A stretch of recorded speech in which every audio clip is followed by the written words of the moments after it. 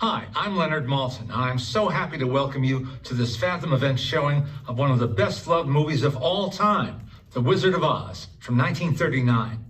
Now, most films of that vintage require some historical context to understand the time when it was made.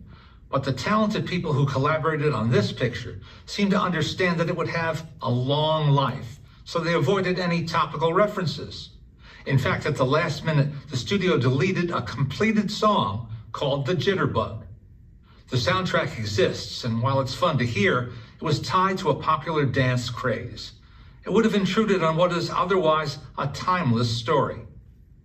After all, L. Frank Baum wrote his Oz books in the earliest years of the 20th century, and they still captivate young readers today.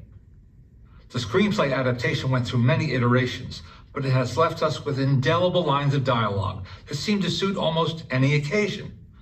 I have a feeling we're not in Kansas anymore. What a world! Pay no attention to that man behind the curtain, and so on.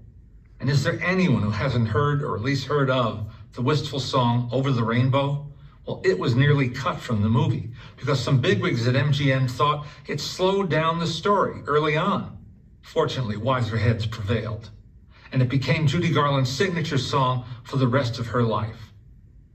The lyrics by E.Y. Harburg and the melody by Harold Arlen make it one of the best songs ever created for a motion picture.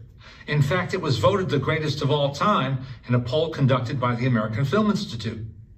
Everything about this movie is special, from the casting to the sets and costumes, the makeup and visual effects.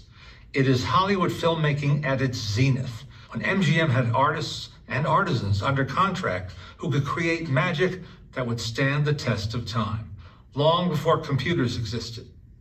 There are several books that can take you behind the scenes and reveal how this alchemy came about, but I don't want to spoil the fun.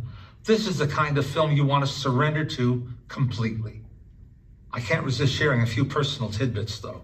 One day, many years ago, I found myself sitting next to Jack Haley at the New York Public Library. Naturally, we spoke about his role as the Tin Man, and he told me that he used the same breathless kind of speech he adopted when telling his young son a bedtime story. I also got to know his son, the producer and director Jack Haley Jr.